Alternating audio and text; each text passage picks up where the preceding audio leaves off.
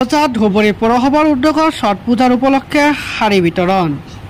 আজি ধুবুৰী পৌৰসভাৰ কাৰ্যালয়ত 40গৰাকী মহিলা কৰ্মচাৰীসকলৰ মাজত শাৰী বিতৰণ কৰে ধুবুৰী পৌৰসভাৰ সভাপতি ডক্টৰ দেৱময় সান্যালে। সমগ্ৰ ছট পূজা উপলক্ষে পৌৰ চাফাই কৰ্মচাৰীসকলক এই শাৰী বিতৰণ কৰা হয়।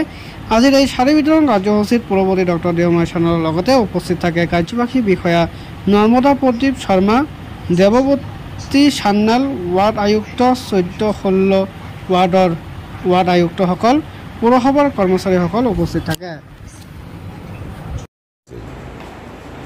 কাৰ্যসূচী তেনেকৈ একো নহয়।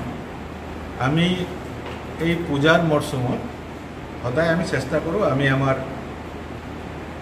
কম দৰমহা পোৱা যিমান এমপ্লয়ী আছে তেখেতৰ লগত থিয় হোৱাৰ কাৰণে চাফাই কৰ্মী হ'ব পাৰে, আমাৰ অলপ জুনিয়ৰ লেভেল ষ্টাফো হ'ব পাৰে অফিচত।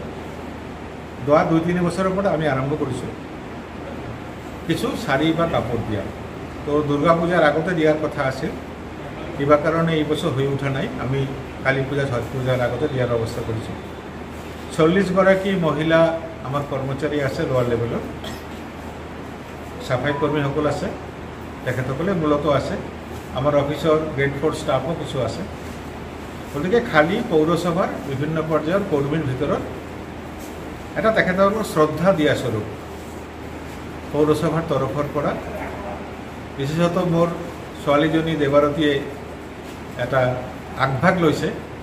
তাই ইচ্ছা কৰিছে তেখেতসকলৰ গাৰ্জিয়ান স্বৰূপ আমাৰ যে পৌৰকৰ্মী আছে আশীৰ্বাদ এটা বিচাৰিছে, আৰু সেইকাৰণে তেখেতে কৈছে দেউতা মই আপোনাৰ লগত আছে, আপুনি দিয়ক।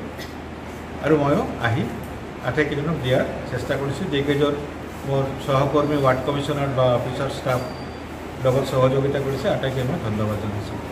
কিমান কাপোৰ? 40টা অলপ কষ্টলি চুটিৰ কাপোৰ।